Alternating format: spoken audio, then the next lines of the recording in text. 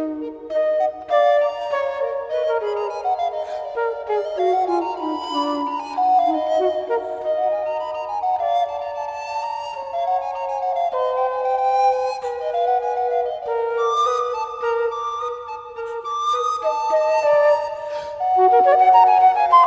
muy buenos días.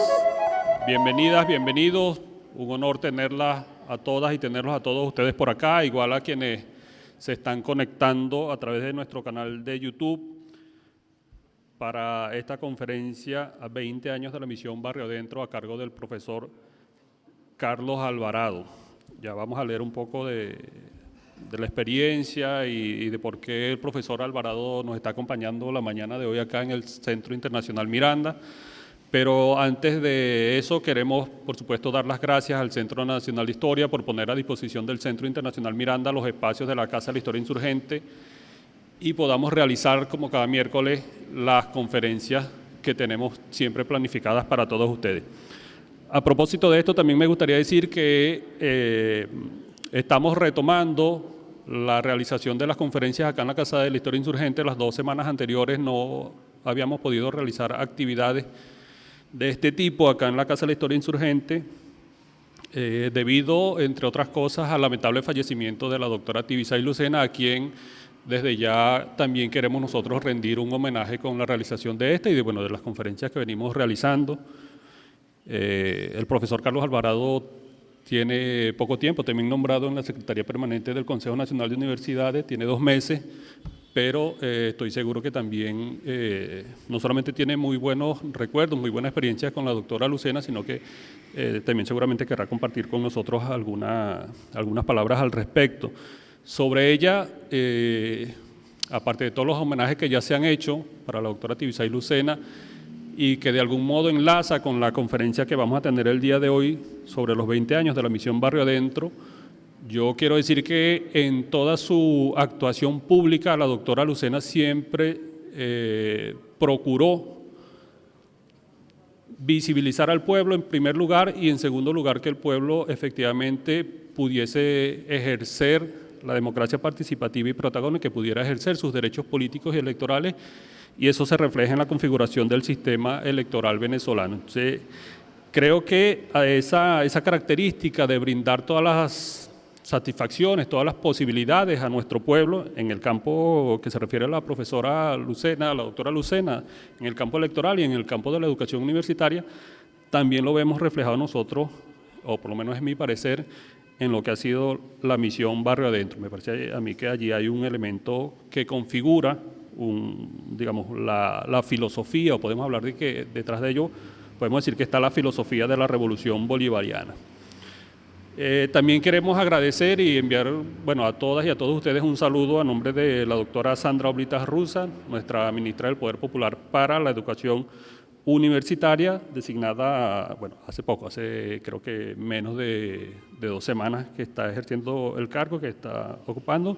Saludamos, por supuesto, su designación y como todas las demás los viceministros y demás personal del ministerio, por supuesto, nosotros estamos siempre dispuestos a seguir apoyando la gestión de la doctora Sandra Oblitas desde allí del Ministerio del Poder Popular para la Educación Universitaria.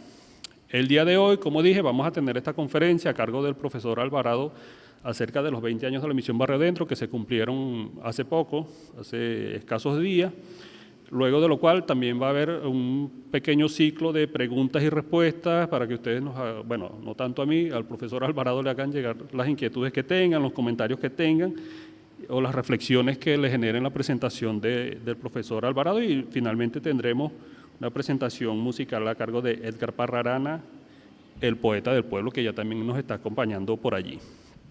Ya antes de dar la palabra al profesor Alvarado, para no extenderme mucho,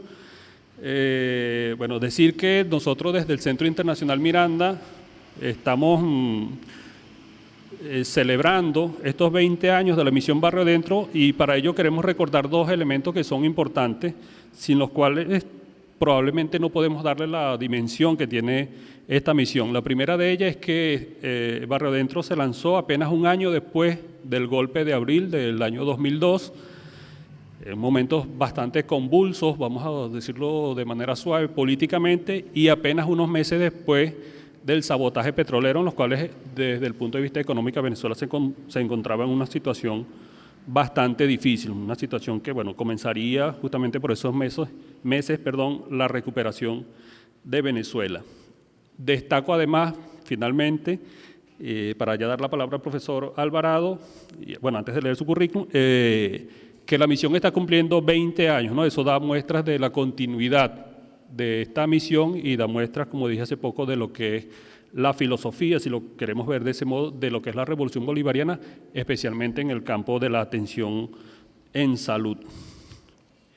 Yo creo, o yo lo espero por lo menos, estoy seguro que va a ser así, que el profesor Alvarado nos va a dar muchos elementos para nosotros hacernos preguntas. Creo que más que darnos respuestas acerca de cuál ha sido la historia, que también seguramente nos dirá cuál ha sido la historia de Barrio Adentro, dónde estamos, algunas de las preguntas más importantes, me parece a mí, no tanto para que tengamos respuestas, sino para que tengamos algunas luces que nos oriente, es qué país le vamos a dejar nosotros a las generaciones futuras, especialmente en este campo, ¿no? Entonces el profesor tiene una experiencia vasta, tiene una formación extraordinaria en la materia y seguramente nos dará muchas luces para seguir el camino de la revolución bolivariana por allí. Les comento entonces, el profesor Carlos Humberto Alvarado González, médico cirujano, médico especialista en salud de los trabajadores, médico especialista en medicina física y rehabilitación. Entre los cargos que el profesor Alvarado ha desempeñado actualmente, como dije hace poco, secretario permanente del Consejo Nacional de Universidades desde el 14 de febrero de este año, rector de la Universidad de la Ciencia de la Salud Hugo Chávez Frías desde julio de 2016 hasta la actualidad, profesor es fundador de la universidad, ministro del Poder Popular para la Salud desde julio de 2018 hasta febrero de 2022, escasamente un año, hasta hace un año, presidente de la Fundación Misión Barrio Adentro, años 2018-2022, viceministro de Salud Integral desde enero de 2014 a abril 2015, viceministro de Redes de Servicios de Salud de mayo de 2013 a enero de 2014, director general de la Alcaldía de Caracas desde 2010 hasta abril de 2013, director general de apoyo al Poder Popular de la Alcaldía de Caracas entre los años 2008 y 2010, asesor en materia de salud de la Vicepresidencia de la República Bolivariana de Venezuela entre abril y diciembre de 2007, viceministro de Redes Sociales de Salud del Ministerio del Poder Popular para la Salud entre septiembre de 2005 y abril de 2007, miembro del Consejo Directivo de la Fundación Misión Barrio Adentro del mismo ministerio desde los años 2005 y 2006, director nacional de rehabilitación del Seguro Social entre 2000 y 2004, viceministro de Desarrollo Social del Ministerio de Salud y Desarrollo Social, como se llamaba entonces, entre diciembre de 2004 y septiembre de 2005, director del Centro Nacional de Rehabilitación, también del Seguro Social, años 99 y 2001, director nacional de Medicina del Trabajo del Seguro Social entre los años 2003 y 2004, coordinador de la Comisión Nacional de Evaluación de Discapacidad Laboral del Seguro Social entre los años 99 y 2004, propulsor del relanzamiento del Instituto Nacional de Prevención, Salud y Seguridad Laborales, INPSACEL, entre los años 2000 y 2004, integrante del Grupo de Discusión y corredactor de la Ley Orgánica del Sistema de Seguridad Social, años 2000-2002, integrante del Grupo de Discusión y correlator de la Ley Orgánica de Prevención, Condiciones y Medio Ambiente de Trabajo, años 2000-2005.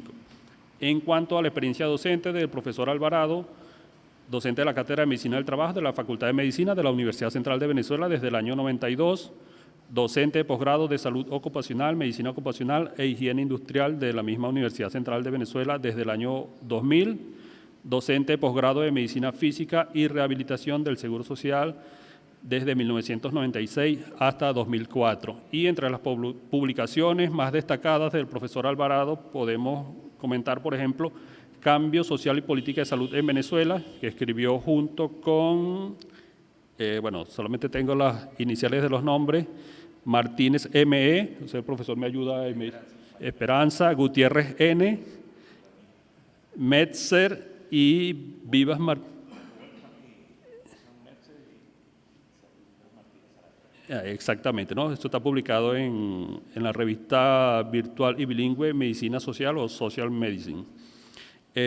Otra de las publicaciones, propuesta para la creación del Centro de Salud Colectiva y Derecho a la Vida de la Universidad Bolivariana de Venezuela, con Núñez, N., Norma Núñez, Alvarado, usted, Carlos, Gómez, O., Vivas Martínez, el mismo que acompañó en la publicación anterior, y Martínez también, ¿cómo se llamaba? De ella. Otras publicaciones, Barrio Adentro, Derecho a la Salud e Inclusión Social en Venezuela, de la Organización Mundial de la Salud, del año 2006, autoría del profesor Alvarado, Arismendi César, Francisco Armada, supongo, Bergonzoli, Borroto, Castellano, Castro, Feal, García, Guzmao, Hernández, Martínez, que también lo acompañan en las otras publicaciones, Medina Esperanza, ¿era? ¿No? Medina E. Wolfgang Metzer, Muntaner, Muñoz, Núñez, Pérez y Vivas Martínez, que también estuvo allí. Y, bueno, Inclusión Social, Infancia e Inclusión Social, parte del equipo editor del Ministerio de Ciencia y Tecnología del año 2005, junto con Núñez, que mencionamos anteriormente, Martínez y Macía.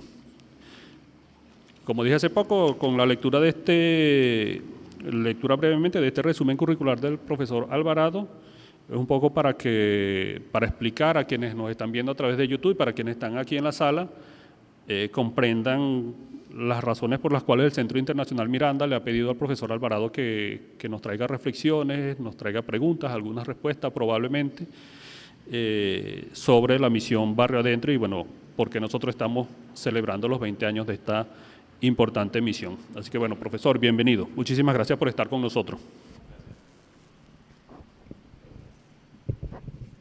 Bueno, muchas gracias, Domingo, al Centro Internacional Miranda, a tu persona y a todos los que nos están viendo y escuchando. Bueno, felicitar también la labor permanente del Centro Internacional Miranda en la difusión de saberes, en la difusión de lo que hace la Revolución Bolivariana y que, bueno, muchas veces le dedicamos poco tiempo, ¿no?, al tema de la difusión y ese creo que es uno de los papeles más importantes que juega el Centro Internacional Miranda. También recordar y homenajear a nuestra querida Tibisay Lucena, ministra del Poder Popular para la Educación Universitaria, pero que todo el país, y no solamente el país, sino el mundo, la debe recordar por su papel más importante en la historia, según creo yo que fue su aporte al sistema electoral más importante y el mejor del mundo, como muchas veces se ha reconocido. Ella es, digamos, la protagonista principal junto con un grupo de compañeros y compañeras del CNE en la construcción y el mantenimiento de ese sistema electoral que, por supuesto, reafirma el carácter democrático de nuestra revolución y, digamos, acompaña, si lo podemos acercar un poco a lo que es Barrio Adentro, a la importancia de la participación popular en todos los sectores y en todos los ámbitos del país. Así que, bueno, y su último papel como ministra del Poder Popular para la Educación Universitaria, la acompañé primero como rector y después como secretario permanente, pues grandes proyectos, grandes planes, que, bueno, lamentablemente no pudo ella concluir, pero quedamos nosotros comprometidos con sus indicaciones, tanto la ministra Sandra Oblita, que también era muy cercana a Tibisay, y bueno, y nosotros que estamos allí acompañando al secretario permanente, pues profundizar en las indicaciones, en las discusiones que muchas veces hicimos en torno a lo que es la educación universitaria en el país. Así que honor y gloria a nuestra compañera y querida Tibisay Lucena.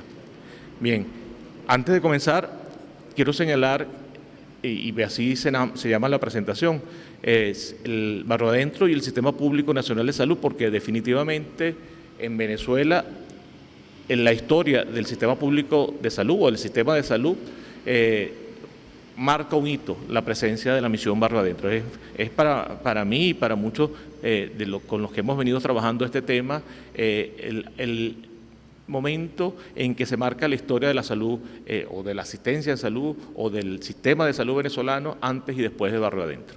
Y bueno, ya vamos a explicar por qué. Así que es muy importante que recordemos y bueno, conozcamos un poco más esta historia de Barrio Adentro, que para nosotros bueno, ha sido el camino para esta construcción del sistema público, que está en plena construcción, no es una cosa acabada, no es una cosa que está terminada. Todavía estamos en proceso de construcción, pero que desde Barrio Adentro pues está muchísimo más claro. Recordar que en el año 2003, 16 de abril de 2003, llegaron a Venezuela un grupo de médicos y médicas cubanos, alrededor de 50. Bueno, una historia que tiene que ver con un poco lo que tú señalabas, lo que estaba ocurriendo en el país, el ataque, el golpe de Estado, el asedio permanente de la derecha internacional y nacional contra el gobierno del presidente Chávez en ese momento. Bueno, en ese contexto tan complejo para el país, nace Barrio Adentro. Nace Barrio Adentro, además acompañado de un movimiento social que fueron los comités de salud, que son los comités de salud, que además obedecen ese surgimiento y ese trabajo de los comités de salud a un llamado permanente del presidente Chávez de la Organización Popular. El presidente, desde antes de ser presidente, durante la campaña, uno de los llamados más importantes a la población era organizarse. Organícense. Y esa organización en salud se llamaron los comités de salud, los originarios comités de salud, como dicen las personas que estuvieron presentes en Caracas y en otras partes del mundo, del país, con el tema de los comités de salud. Allí el nacimiento de Barrio Adentro nunca hubiese sido posible y la historia, digamos, tan rápida como se extendió por todo el territorio nacional sin la participación de los comités de salud, que no es otra cosa que el poder popular organizado en materia de salud. Generalmente un grupo de mujeres, la mayoría de mujeres, un grupo minoritario de hombres interesados por el tema de salud en su comunidad, en su barrio, y que ubicaron en los sitios donde se necesitaba con mayor fuerza y acompañaron durante un buen tiempo, y todavía hoy sigue siendo, aunque de una manera diferente, el acompañamiento en ese momento a los médicos y médicas cubanas que llegaron. Desde la ubicación, donde iban a dormir, qué iban a comer, dónde iban a atender a la población, hasta el acompañamiento en el trabajo casa a casa, que también es una cosa que marca la misión Barrio Adentro y que hoy día se refleja en lo rutinario de nuestro Sistema Público Nacional de Salud. Eso fue solamente posible gracias a los comités de salud. Los comités de salud que, bueno, definitivamente acompañaron y son parte fundamental de la historia de Barrio Adentro y la historia de la construcción del Sistema Público Nacional de Salud. Entonces quise ponerle ese nombre a esta presentación: Barrio Adentro y la construcción del Sistema Público Nacional de Salud en Venezuela. Sí, así lo hemos llamado, y bueno, voy a tratar de ser sintético porque son muchísimas cosas las que hemos trabajado en el país para esta construcción, y que, bueno, cómo resaltar en todo caso la participación de Barrio Adentro en esto. Voy a acercarme un poco hacia la lámina para explicar.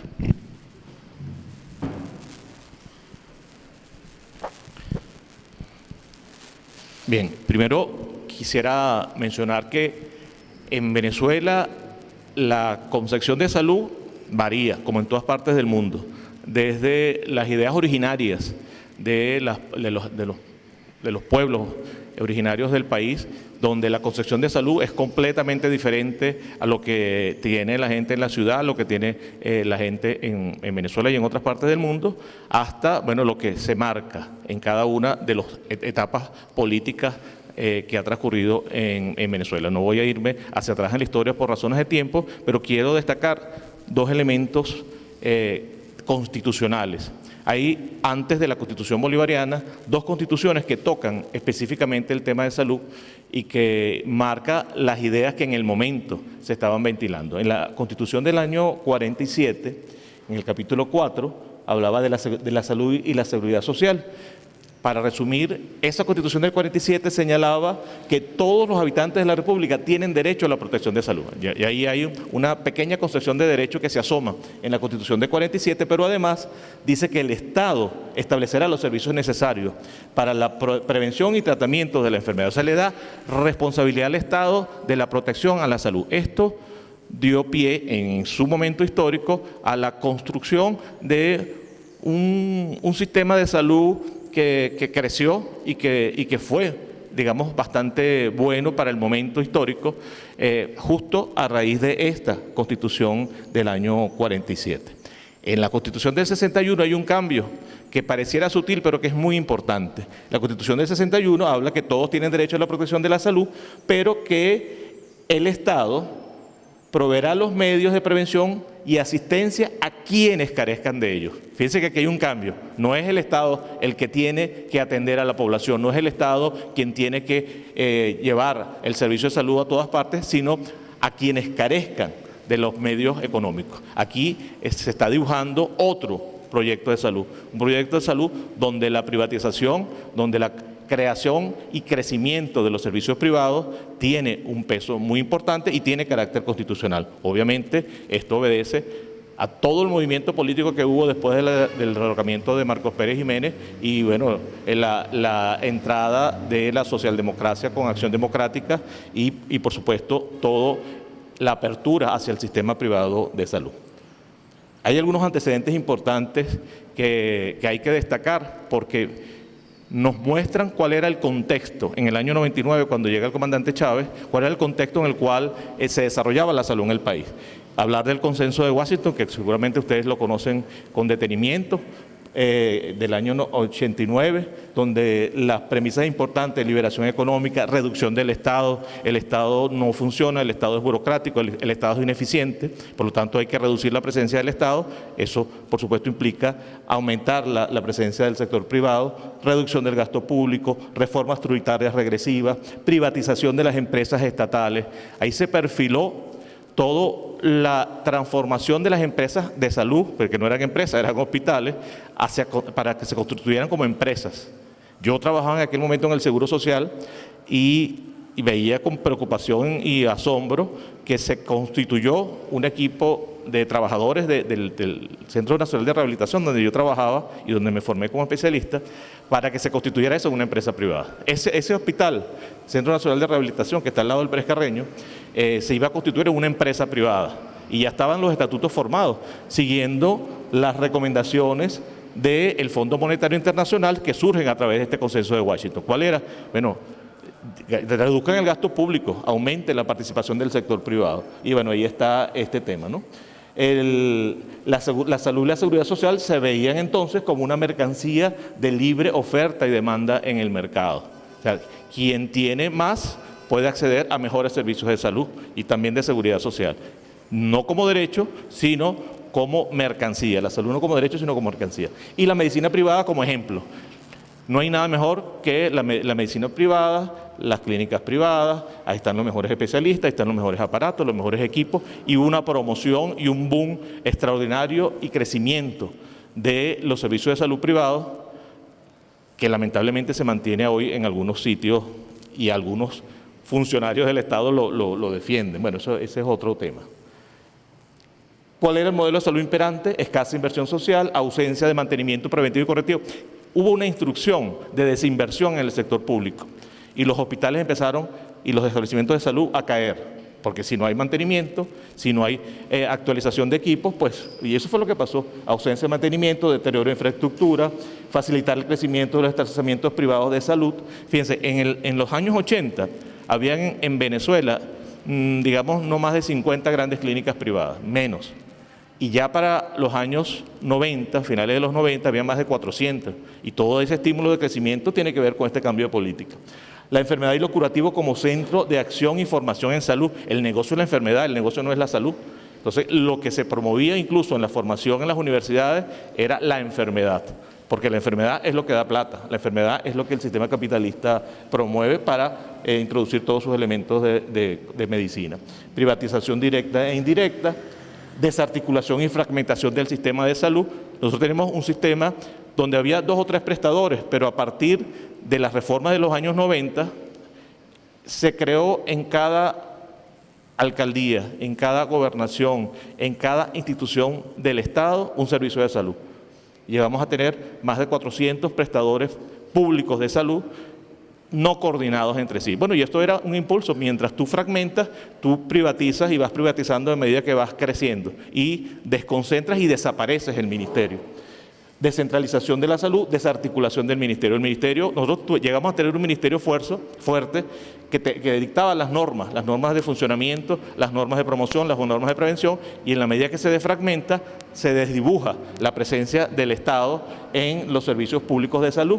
Los protocolos de diagnóstico y tratamiento, que eran responsabilidad del ministerio, empezaron a pasar a manos de las empresas de medicamentos, las fábricas de producción de medicamentos y equipos médicos. Llegó un momento, lamentablemente todavía persiste hoy en muchas cabezas de las personas, que tú no te atendía el médico si no tenías una resonancia o un examen. O sea, comenzó a privar el uso de la tecnología antes que la relación médico-paciente, que es fundamental.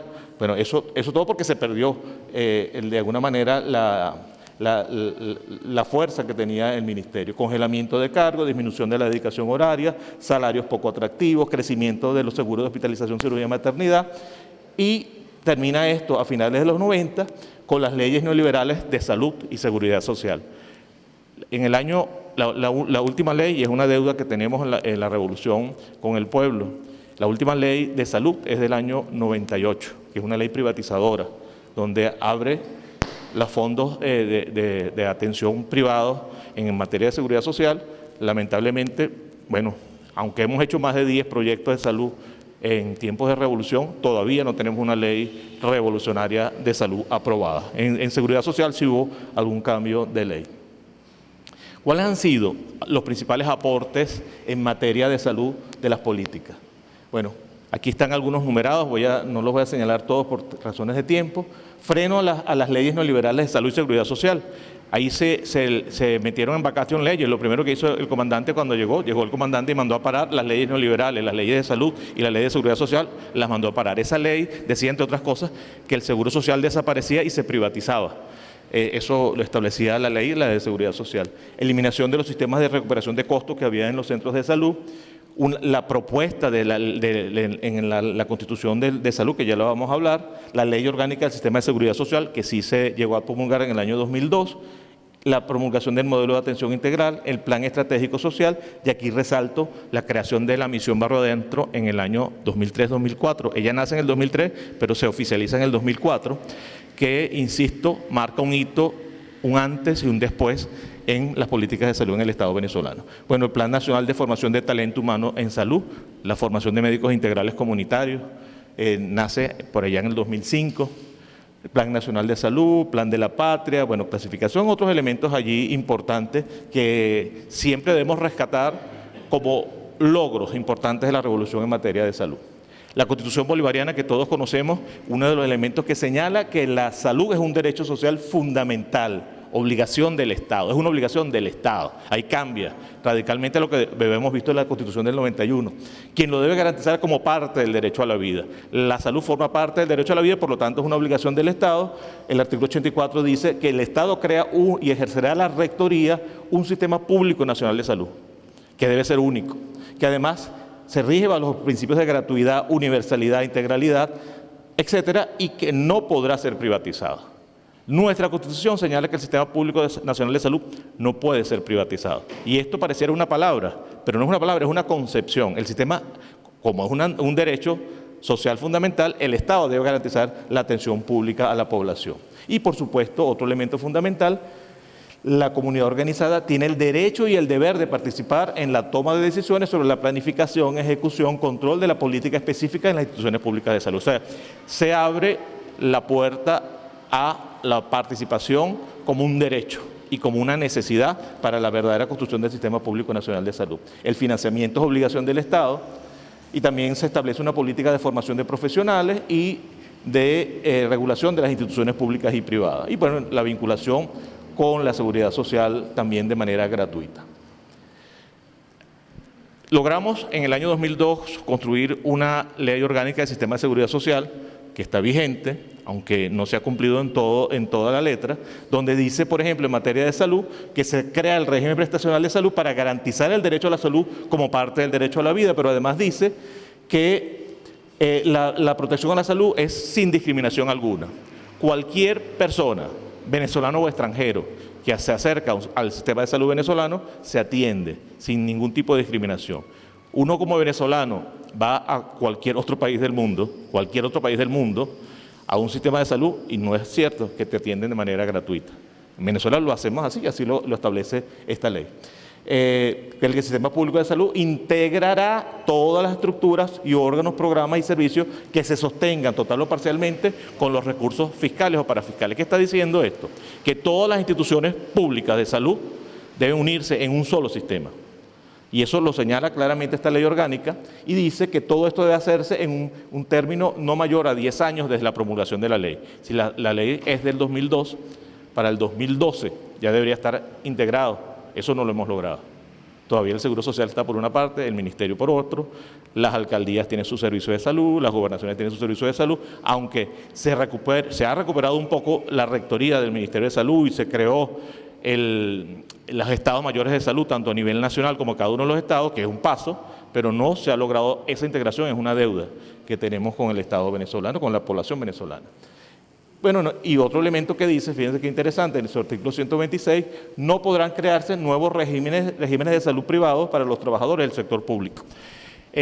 Uno de los elementos, digamos, que nos arrastramos todavía desde la Cuarta República es que con mi seguro no te metas. Los trabajadores del sector público defienden a capa y espada su seguro privado. Los trabajadores de la Asamblea Nacional defienden a capa y espada su seguro privado. Por lo tanto, una ley de salud que elimine los seguros privados para los trabajadores públicos nunca va a pasar. Y no pasa. Y no ha pasado. Para mí es una de las razones por las cuales no tenemos una ley de salud. Porque, no, digo la Asamblea Nacional porque es la instancia donde finalmente se aprueba, pero no es solamente la Asamblea Nacional. Todos los trabajadores del sector público quieren su seguro privado. Los únicos que no tienen seguro privado en la administración pública son los trabajadores de salud. Los trabajadores de salud, y bueno, y lo hemos defendido, y sin embargo siempre siguen pidiendo. Y en este momento de dificultades, pues, bueno, a veces uno flaquea, pero no, hay que mantenerse firme. Porque llegó un momento, ya esos tiempos de revolución, que el presupuesto que le dedicaba el Estado venezolano a mantener el seguro privado de los empleados públicos y sus familiares era superior al presupuesto del Ministerio de Salud. O sea, para atender a los trabajadores públicos y sus familiares invertía más el Estado venezolano que para mantener la salud de todos los venezolanos. Es una cosa absolutamente contradictoria, anticonstitucional y fuera de la construcción del socialismo en la que estamos enfrascados. Claro, eso era momentos sin medidas coercitivas, sin bloqueo, sin hiperinflación inducida, había mucha plata. En Venezuela, ustedes saben, éramos ricos y no lo sabíamos. Teníamos muchísima plata y bueno, alcanzaba para esto y alcanzaba para esto. Pero en todo caso, esa es una concepción que hay que superar y que hay que trabajar de manera profunda. Barrio Adentro, vamos a hablar un poquito más de Barrio Adentro con un poco más de detenimiento. ¿Cómo nace Barrio Adentro? Bueno, un antecedente muy importante para Barrio Adentro fue la tragedia de Vargas, hoy La Guaira, del año 1999. En el año 99, con la tragedia de Vargas, así se está conocida en la historia, llegaron a Venezuela muchas ayudas humanitarias de diferentes partes del mundo, incluso gringas, vinieron a ayudarnos a atender a la población de Vargas, a la población de La Guaira. Pero particularmente una misión que llegó, hizo, digamos, mucha empatía con nosotros por las relaciones del comandante Chávez con el comandante Fidel, fue la misión médica cubana. Los cubanos llegaron en el año 99 a ayudarnos con Vargas y en Venezuela algunos de ellos se quedaron. Y se estableció una relación muy fuerte que hoy mantenemos con la misión médica cubana y eso es para nosotros un hito. El paro médico del 2001, estábamos en pleno conflicto, la derecha contra el comandante Chávez, la Federación Médica Venezolana manda a cerrar todos los servicios de salud. Los consultorios populares, no se llaman consultorios populares, los ambulatorios del momento, bueno, estaban cerrados. Los médicos atendiendo el llamado de la Federación Médica cerraron.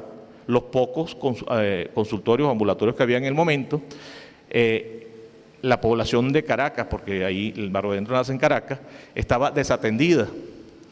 Es cuando el entonces alcalde, Freddy Bernal, a través de esa relación tan importante que había con Cuba, pide, con la autorización del comandante Chávez, la venida de un grupo de médicos y médicas para atender a la población de Caracas desasistida, que son esos primeros 50 médicos y médicas cubanos que llegaron el 16 de abril del 2003.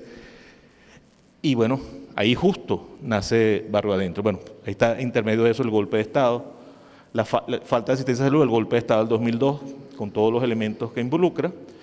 En el marzo del 2003, en abril, realmente en 2003, llega la misión médica, la primera contingente de médicos cubanos, y eso llega, como decía en la introducción, con el acompañamiento de esos movimientos que ya estaban cogiendo fuerza en todo el país y en Caracas en particular, de los comités de salud. De la mano de los comités de salud llegaron los médicos y médicas cubanas, de la mano y literalmente. Usted se va a quedar aquí, ustedes saben que en aquellos momentos la situación en muchos de nuestros sectores populares, en nuestros barrios, la situación de seguridad era muy grave.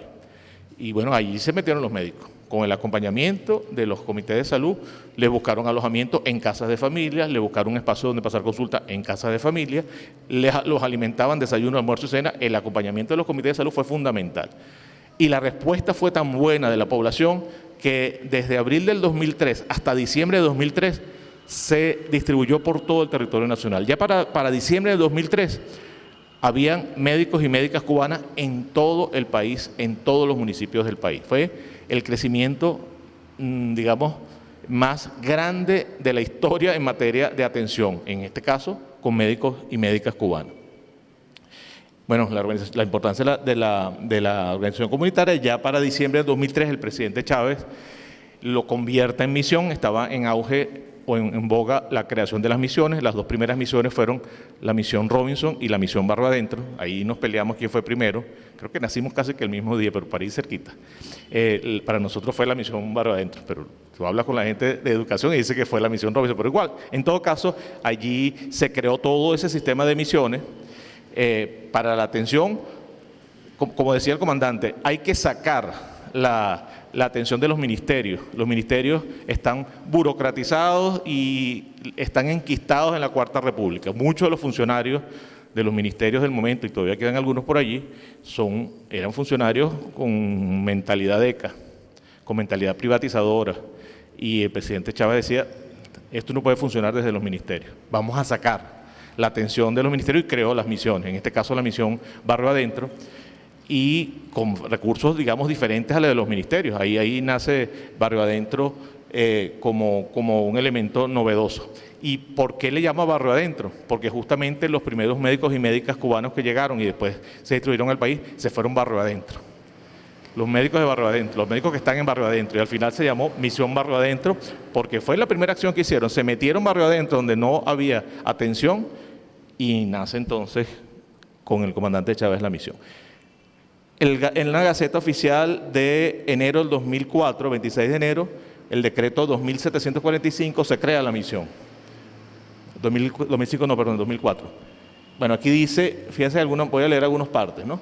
La Comisión Presidencial Misión Barrio Adentro tiene como objetivo la implementación y coordinación institucional del Programa Integral de Prestación de Atención Primaria en Salud, estimulación e implementación de expresiones de la economía social, transformación de las condiciones sociales, económicas y ambientales de las comunidades bajo un nuevo modelo de gestión basados en principios de interdependencia, coordinación, corresponsabilidad, cooperación, participación activa y protagónica de las comunidades organizadas. Esto está en el decreto, pero fíjense el tema que no es solamente atención en salud, porque desde ahí comienza a generarse una nueva concepción, que la atención en salud no es solamente la asistencia a la enfermedad, sino todo el tema de la promoción, que tiene que ver entonces con las condiciones sociales, económicas y ambientales.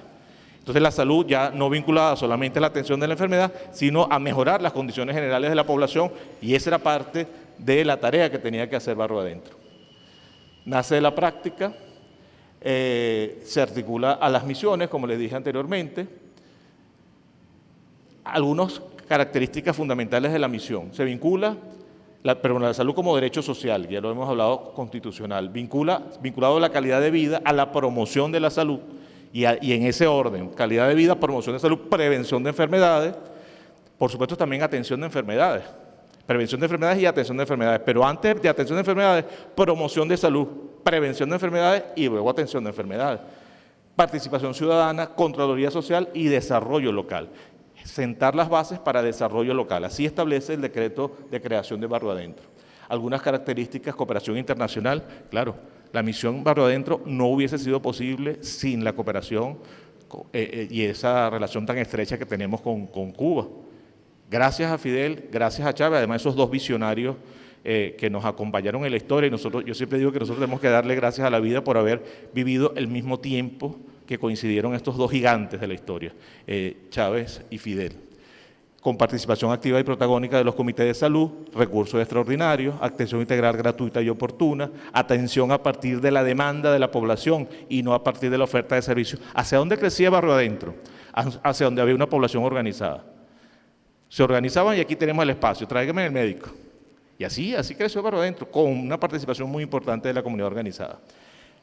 Ya para el 2006, ya para la primera reelección del comandante Chávez, el comandante decía, la nueva institucionalidad, es decir, los ministerios, tienen que crearse a partir de Barrio Adentro. O sea, nos dio la instrucción, yo en aquel momento era viceministro, nos dio la instrucción, dice, ustedes deben transformar, tumbar ese ministerio y construirlos a partir de Barrio Adentro.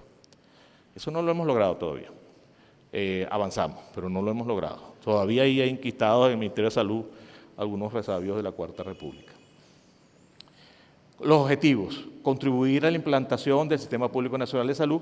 Fíjense esto qué bonito y qué interesante. Lograr un médico por cada 250 familias, 1.200 habitantes aproximadamente.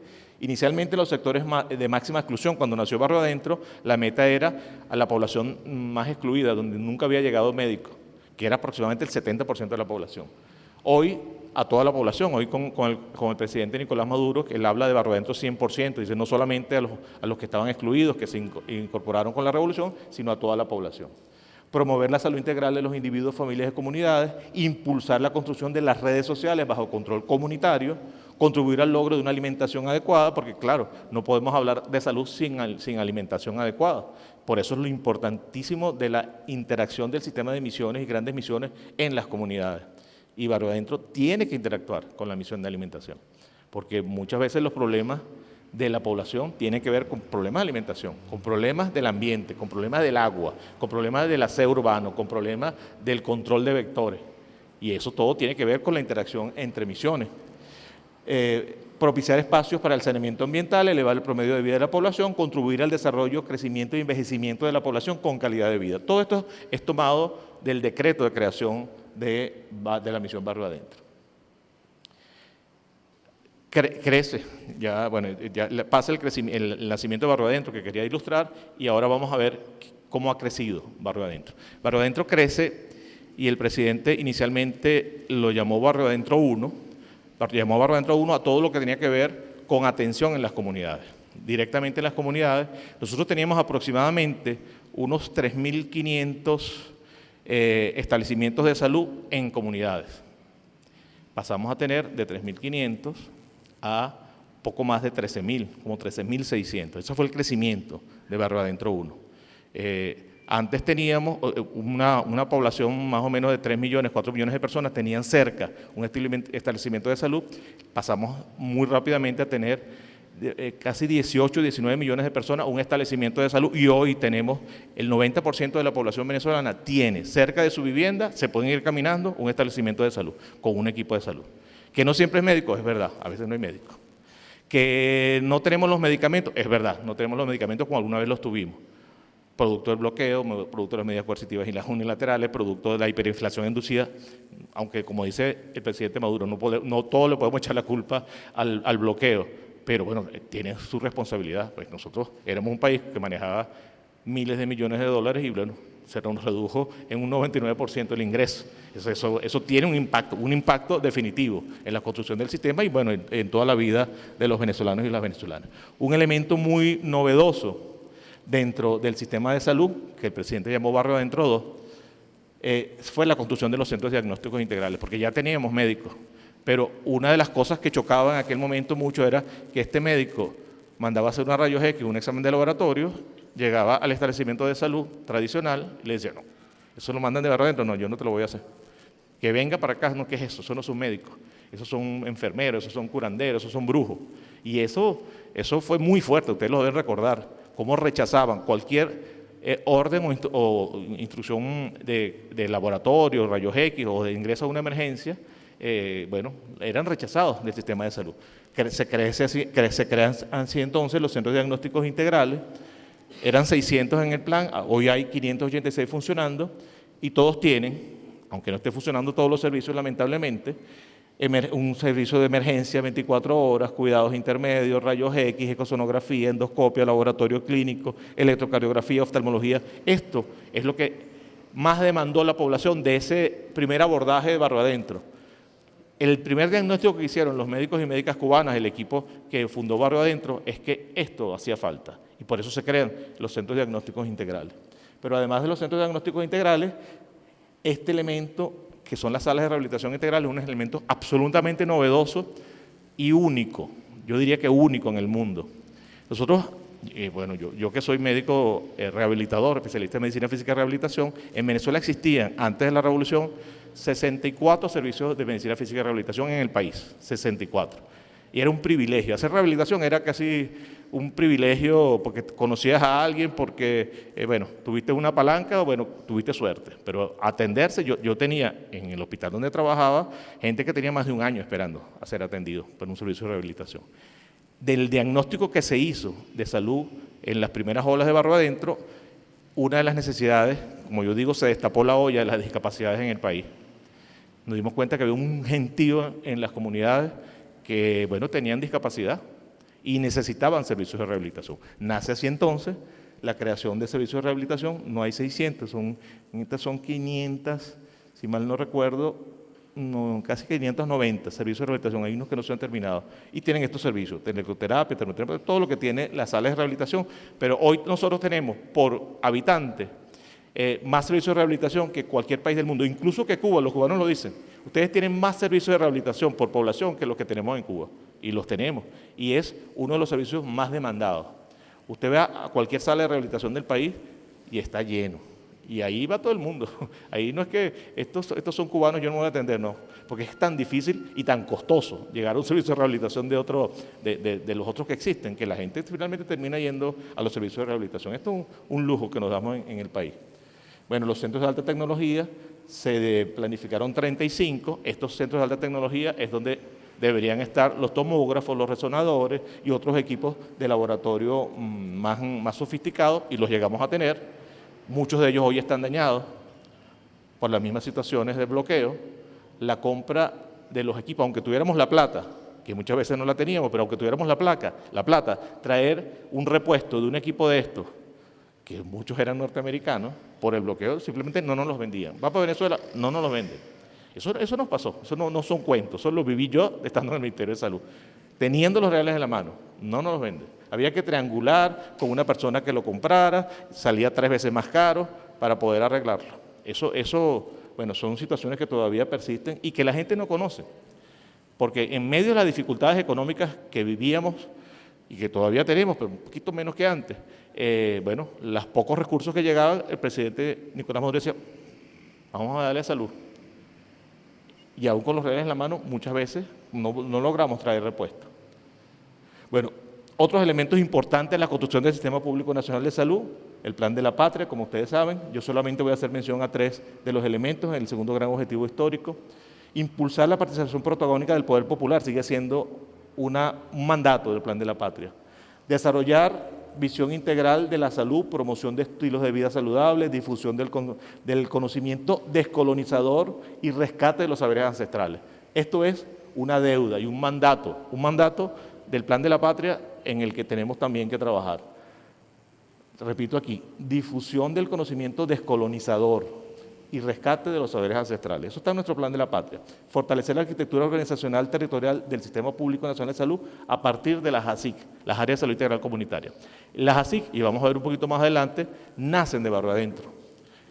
Nosotros desde el Ministerio dijimos, bueno, el presidente nos instruyó, vamos a construir el Sistema Público Nacional de Salud a raíz de Barrio Adentro, y de Barrio Adentro tomamos la organización en áreas de salud integral comunitaria, y hoy por hoy, eso sí es una realidad, tenemos 593 así funcionando, y progresivamente integrándose los servicios allí. Y esto es otro mandato del Plan de la Patria.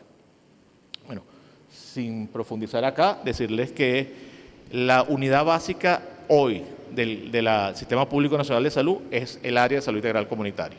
Esa área de salud integral comunitaria tiene sus elementos y sus componentes, donde uno de los más importantes es que en la dirección de esa área de salud integral comunitaria debe haber voceros y voceras del Poder Popular. O sea, tiene que haber parte, o sea, dentro de la dirección de la CIT tiene que haber voceros del Poder Popular. Dentro de la dirección de la CIT tiene que haber voceros de los trabajadores y las trabajadoras. ¿Cómo participa el pueblo entonces en la dirección de salud? Esos son elementos estructurales que ya incluso están en gacetas del año 2019. Y es una realidad en la mayoría de los estados, hay algunos donde hay resistencia, porque tenemos todavía algunos resabios de la Cuarta República donde digo, ya a mí me nombran director de salud y yo voy a poner a mi gente. Y si tú eres de la comunidad, no, fuera de aquí. Yo voy a poner a mi gente. O sea, ahí hay todo un tema de trabajo político de los cuadros que el Estado venezolano va a colocar en las áreas de salud, tienen que formarse primero, porque muchas veces desconocen todo lo que hemos hecho y por qué lo hicimos, y bueno, van a poner a su gente. Esta es mi gente, yo voy a poner mi gente, y mi gente probablemente, no me gusta eso del Poder Popular. Muchos venezolanos, incluso que dicen llamarse revolucionarios, les gusta la participación, porque el Poder Popular no se queda callado. El Poder Popular no es así, y no es así, te lo dice, y tiene que ser así. Si no, nos cegamos la vista y bueno, creemos que nos la estamos comiendo. Por eso es la importancia del Poder Popular y de los trabajadores y trabajadoras. Y eso está, digamos, ya constituido. Bueno, hay todo un reglamento donde están al final los voceros de los consejos de los trabajadores, los voceros del Poder Popular, en el Consejo de Dirección de la SIC. ¿Qué estamos haciendo hoy? ¿Dónde estamos hoy en la construcción del Sistema Público Nacional de Salud que, insisto, nace a partir de Barrio Adentro? Y quien nos orienta, por supuesto, la Constitución, Barrio Adentro, Plan de la Patria.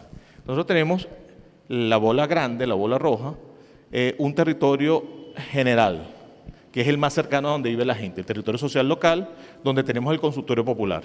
Y desde el punto de vista de la participación popular tenemos a los comités de salud. Los comités de salud son la instancia de participación cerquita de donde vivimos, donde está el consultorio popular.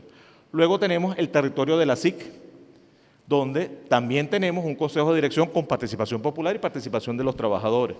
Luego en el Estado tenemos una Dirección Estatal de Salud y un Estado Mayor de Salud Estadal y un Consejo de Salud Estadal donde debe haber participación también de trabajadores, trabajadoras y de comunidad organizada. Y luego un Ministerio de Salud que abarca todo el país, que tiene un Consejo de Salud Nacional o debe tener este Consejo de Salud Nacional, no lo hemos logrado instalar, y un Estado Mayor de Salud Nacional también con voceros de los trabajadores y voceros del Poder Popular. Este es el esqueleto del Sistema Público Nacional de Salud que estamos construyendo a partir de Barrio Adentro. Bueno, este es el local donde está el consultorio popular, donde se debe vincular el sistema de misiones y grandes misiones.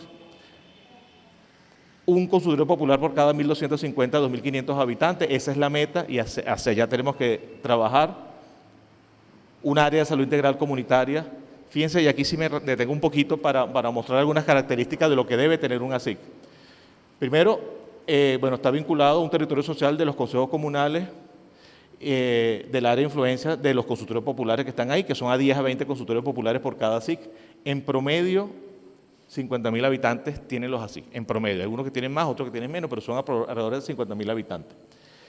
Y deben tener conexión, además de la red que tienen local, al CDI y la sala de rehabilitación, a la red ambulatoria especializada y hospitalaria, debe tener cada SIC laboratorio, rayos X, todo lo que tiene el CDI, ecografía de emergencia 24 horas, sala de parto de bajo riesgo. Esta es una incorporación importantísima que nos ayudó a bajar la mortalidad materna. Las salas de parto de bajo riesgo en la comunidad son partos controlados, partos de bajo riesgo, partos que se pueden atender cerca donde vive la gente sin tener que irse a la maternidad o tener que irse al hospital. Farmacia comunitaria, avanzamos y bueno, ahí nos quedamos por falta de medicamentos, quirófano ambulatorio, unidad odontológica, óptica. Esto debe tener el ASIC el área de salud integral comunitaria. Nosotros tenemos un consultorio popular cercano, pero además tenemos un área de salud integral donde nos movemos, donde debemos tener un establecimiento como un CDI que tenga estas características y una sala de rehabilitación también que tenga las características que ya hablamos. Y tiene, bueno, unas características de participación con parte del poder popular. Bueno, esto es un poco más de lo mismo, no me voy a quedar acá. ¿Cuáles son las líneas estratégicas de la construcción del Sistema Público Nacional de Salud? La primera, entender que la salud es un derecho social fundamental y es obligación del Estado. Eso hay que entenderlo. Si no lo entendemos, nos vamos a hacer la privatización. La salud es un privilegio del que tiene recursos y el que no, no tiene salud. Eso, aunque pareciera de perogrullo y está en la Constitución, mucha gente todavía no lo entiende. Es un derecho. La salud es un derecho. Uno no va al sistema de salud a pedir que por favor lo atiendan. Es un derecho. Y el sistema de salud tiene que estar para atender las necesidades de la población. Se debe construir con y desde las bases, de abajo hacia arriba, como nació Barro Adentro. Incorporado al sistema de misiones y grandes misiones. Nosotros, desde el sistema de salud, no podemos arreglar todos los problemas. Por eso es el trabajo con la misión alimentación, con la misión vivienda, con todas las misiones sociales, con las misiones educativas. Tenemos que trabajar de manera integrada porque el problema de salud no es solamente atención que se atiende desde el área de salud, sino del área social en general. Está delimitada los territorios sociales, donde la promoción de la salud y el buen vivir es fundamental. Promoción del buen vivir y es un concepto que debemos profundizar, qué es lo que es el buen vivir, que es además traído de los pueblos ancestrales indígenas, de los Andes venezolanos, de los Andes de Latinoamérica, pero también en Venezuela. Tenemos experiencias importantes de la concepción del buen vivir. Proyectos de vida colectivos, prevención de enfermedades, diagnóstico temprano, atención restaurativa oportuna y accesible, prevención y atención a la discapacidad con rehabilitación, conexión en redes con los establecimientos prestadores de salud, integración progresiva en un solo sistema. Es una deuda. Yo no dejaré de luchar y en un equipo que hemos venido trabajando el tema y estamos seguros que las comunidades organizadas y los comités de salud están en esta onda hasta tener un solo sistema. Y no cuando yo me voy a atender aquí, me voy a atender aquí o me voy a atender aquí. Es un solo sistema y además cercano a la población. El tema de saneamiento ambiental, regulación y control sanitario, docencia, información, bueno, todos estos elementos que son importantes en las líneas estratégicas de la construcción del Sistema Público Nacional de Salud. Al final, ¿qué queremos tener? Una red de atención comunal, que es la que está más cercana a la vivienda, que está integrada por todas las áreas de salud integral comunitaria y sus consultorios populares. Actualmente son 13.600 establecimientos de la red de atención comunal y aquí se debe poder atender el 80% de los problemas de salud de la gente. Si nosotros tenemos este sistema fortalecido, cualquier problema de salud de cualquier persona se debe atender allí, en la red comunal. Luego, una red de atención ambulatoria especializada, donde, bueno, hay cosas que ya un médico general no puede atender, necesita un especialista, se refiere a un centro de atención ambulatoria especializada para ser atendido. Hay 421 establecimientos allí donde están las clínicas populares. Allí se debe atender el 15% restante. 15% restante va a esta red de atención ambulatoria especializada y luego la red de atención hospitalaria. Nosotros tenemos 293 hospitales públicos, que, bueno, algunos se llaman hospitales, aunque realmente no lo son, porque la capacidad resolutiva es mínima, no tiene especialistas, no tiene laboratorio, no tiene rayos X, ya eso no es un hospital, pero bueno, está la estructura física construida y que tiene que crecer para que sean hospitales. Allí, si todo esto funciona como debe funcionar, debe llegar solamente el 5%. Y si llega solamente el 5% allí, los presupuestos en los hospitales alcanzan, los insumos en los hospitales alcanzan. ¿Qué pasa ahorita? Que cualquier persona tiene una cortada pequeña en un dedo y se va para el hospital. Y como eso, tú vas a una emergencia de un hospital y más del 50, no, mucho más del 80-85% de las cosas pueden resolverse en otro nivel, pero la gente va para el hospital. Todavía la cultura de ser atendido en la red cercana a la vivienda no está construida y tenemos que trabajar. Obviamente tenemos que aumentar la capacidad resolutiva de las redes locales para hacer esto. Algunas prioridades políticas en salud, ya estamos terminando. Ley de salud, yo sigo insistiendo, hasta que nosotros no tengamos una ley de salud sólida, vamos a seguir con ambigüedades y con riesgo, porque nos pasa, y lo viví con varios actores políticos regionales y nacionales, que la concepción que tienen no es la concepción correcta. Siguen en el tema de la privatización y el tema de atender a mis trabajadores en la clínica. Entonces viene un alcalde y dice, yo quiero construir una clínica para atender a mis trabajadores. Y digo, eso es un error. Hay un sistema público que tiene que construirse. Ayúdame a construir el sistema público en tu estado o en tu alcaldía. No puede ser un sistema privatizado para tus trabajadores. Eso es un tema complejo, pero bueno, la ley de salud nos puede ayudar en eso. Una ley de regulación sanitaria, también salud ambiental, reingeniería del ministerio para hacerlos menos burocráticos y más funcional, definir el Plan Nacional de Sangre y Recuperación de Programas, definir esquemas de financiamiento de las empresas adscritas para mantener la soberanía y sustentabilidad. El Ministerio de Salud tiene algunas empresas, bueno, que están en el Ministerio de Salud, productoras de medicamentos, productoras de hemoderivados, es decir, productos de sangre y productoras de fluidos, terapia, pero están todos parados. Hay dificultades en arrancar con esas empresas. Revisión de las leyes de ejercicios profesionales, fortalecer los estados mayores de salud, impulsar y acompañar los movimientos de los trabajadores y trabajadoras de la salud. Nudos críticos para el avance y algunos elementos de la colonialidad en salud. Nosotros mantenemos todavía muchos elementos de la colonialidad en salud. Todavía creemos en que el sistema de salud es para atender enfermos, y sí tiene que atender enfermos, pero no es lo más importante. Lo más importante del sistema de salud es que la gente esté y se mantenga sana, que se promueva la salud, que se promueva la salud, que se promueva el buen vivir. En eso debe irse la mayor cantidad de gente y la mayor cantidad de recursos en un sistema de salud, en que la gente esté y se mantenga sana. Y allí tenemos que trabajar. Porque el mundo capitalista nos dice que la salud se gira alrededor de la enfermedad y trabaja, funciona en la enfermedad. Y lo de la salud, bueno, al sistema capitalista le interesa que la gente esté enferma, que la gente se mantenga enferma, porque así compra medicamentos, porque así va para la clínica, porque así compra equipos médicos y utiliza equipos médicos. Bueno, persistencia de la visión curativista hospitalaria de la salud en muchos trabajadores y trabajadoras de salud y las organizaciones sociales. Mucha gente piensa que el problema de la solución de la salud en el país está en el hospital. Y por supuesto que en el hospital hay que hacer cosas. Por supuesto que hay que mejorar los hospitales, pero el problema más importante no está en los hospitales. Visión médico-céntrica de la formación de los equipos de salud. Sin médicos no hay salud. Fíjate, ahí hay una concepción, bueno, que muchos países la mantienen, que el sistema de salud es alrededor del médico y todos los demás son paramédicos. Es un error y forma parte de la colonialidad. Yo creo que el personaje más importante de salud, y por eso muchos me critican, es el promotor de salud. Pero ese promotor de salud que hay que acompañarlo, formarlo y darle herramientas. Porque el que promueve salud está realmente promoviendo salud. El médico puede promover salud, pero el médico tiene muchas otras cosas que hacer. El promotor de salud debe promover salud y ese es su trabajo, promover salud, estar en la comunidad, patear las calles todos los días, ese es su trabajo. Para mí ese es el personaje más importante del sistema de salud. Ahora, es una propuesta muy personal. Todavía no he logrado calar, pero poco a poco voy a ir calando en esa idea. Claro, porque pareciera que si no hay médico no hay salud. ¿Qué pasa ahorita en muchos sitios? Aquí no hay, en este consultorio no hay médico, ciérralo. Y la enfermera pásala para otro sitio, el promotor pásalo para otro sitio y cierran el establecimiento. Es un error. Si hay una enfermera y hay un promotor de salud, muchísimas cosas se pueden hacer en ese consultorio. Ahora, si viene un enfermo y tienen que atenderlo con enfermedad, bueno, la enfermera le dice, vete para este sitio que aquí te van a atender.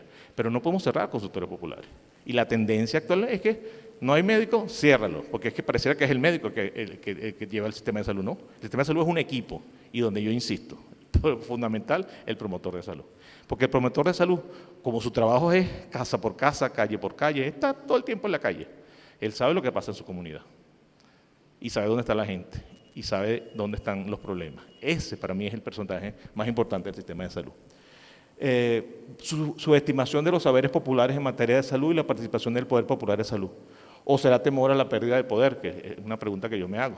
Cuando yo no quiero que el poder popular participe es porque yo temo perder poder. Porque cuando yo soy el jefe, yo mando y aquí todo el mundo se calla. Si yo dejo que la gente participe, bueno, tengo que escucharlo. Y eso tenemos que trabajarlo con los líderes de salud. Ausencia de planes y programas de formación para los promotores y promotoras de salud en las comunidades. Una tarea que ahora desde la Universidad de Ciencias de la Salud tengo que fortalecer o tenemos que fortalecer. Planes de formación para los promotores y las promotoras de salud. Planes de profesionalización, llevarlos a técnicos que tengan herramientas para la tarea de promoción. Matriz descalificadora de los estudios de la Universidad Hugo Chávez Frías, donde estoy. Hoy por hoy todavía, incluso muchos gente cercana al gobierno descalifica a la universidad, descalifica a los egresados de la Universidad de Ciencias de la Salud, los médicos integrales comunitarios. Yo le escuché recientemente a un gobernador, porque yo no quiero MIC, ya no quiero más MIC, tengo muchos MIC, yo quiero médico cirujano. Y bueno, desconocen y tienen metido el chip de la cabeza que los médicos cirujanos son los que van a tener problemas de la salud en el país. Los médicos cirujanos, para empezar, la mayoría se van del país. Yo que doy clases en la Universidad Central también, más del 80% de los egresados se van del país. No han terminado de recibir el título y ya se fueron.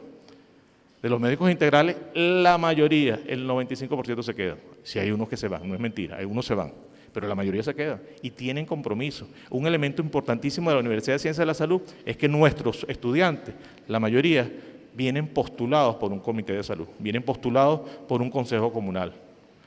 Tienen vínculo orgánico con el barrio, con el sitio donde viven, donde se formaron. Y eso es la diferencia fundamental.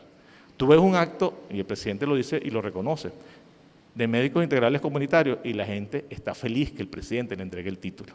Tú vas a un acto de médicos cirujanos, bueno, ya el presidente no va, porque, bueno, lo que hasta abuchean a las autoridades del Estado. Porque, bueno, la concepción es diferente, les transforman la conciencia a la gente que va a estudiar como médicos cirujanos en muchas universidades, incluso en universidades experimentales nuestras. En los médicos integrales comunitarios no, ahí se les refuerza en la formación todo lo que tiene que ver en la cercanía permanente con la comunidad de donde fueron postulados. Bueno, finalmente, falta de continuidad en los procesos transformadores de los espacios de salud. Deberemos crear perfiles y formación de los cuadros de dirección. Una tarea que debería hacer el partido, nuestro Partido Socialista Unido de Venezuela, es formar cuadros en áreas técnicas. No puede ser cuadros políticos sin formación técnica. Los cuadros políticos sin formación técnica cometen muchos errores, muchos errores. Nosotros tenemos que tener cuadros políticos con formación técnica en el área de la salud, porque llega una persona que es tremendo cuadro revolucionario, pero no conoce de salud, no conoce el sistema público de salud, no conoce barrio adentro. Y entonces empieza a buscar lo que conoce. Y lo que conoce es, bueno, vamos a arreglar el hospital, vamos a buscar un servicio privado para atender a mis trabajadores y echa para atrás todo lo que avanzamos. Entonces, creo que es una debilidad nuestra. Y bueno, lo digo con toda la responsabilidad del caso. Buscar formación desde el partido, desde las instancias del partido, formación técnica. Es verdad, puede ser que necesitamos cuadros revolucionarios en la cabeza de las instituciones de salud, pero no solamente condiciones revolucionarias, también formación técnica, que conozcan la Constitución, que conozcan los planes, que conozcan barrio adentro, que conozcan los ASIC y que lo defiendan, y no que vengan a ocupar un cargo y a destruir lo que con tanto esfuerzo nos ha costado en los años de revolución. Algunas propuestas, y esta sí creo que es la última. Profundizar en la exigencia del levantamiento inmediato de las medidas coercitivas unilaterales y bloqueo criminal desde el punto de vista nacional e internacional, una campaña permanente. El bloqueo, voy a decir una grosería, no importa, nos jodió el crecimiento del Sistema Público Nacional de Salud, no lo jodió, porque sin recursos crecer es muy difícil. Lograr lo que una vez logramos, que desde barrio adentro nosotros asegurábamos 103 medicamentos de manera gratuita para la población. Eso lo logramos en un momento de la historia. Hoy no lo garantizamos. No es verdad. El paciente tiene que comprar medicamentos. Eso lo jodió el bloqueo. Eso lo jodió las medidas coercitivas unilaterales. Entonces, claro, sin recursos nosotros no podemos construir un servicio público nacional de salud como lo teníamos en algún momento, en algunos elementos, y como lo queremos. Entonces, tenemos que trabajar para exigencia y levantamiento del bloqueo. Incorporar la formación en materia de colonialidad, descolonialidad, modernidad en los programas de formación de nuestro sistema educativo nacional a través de medios formales, alternativos de comunicación.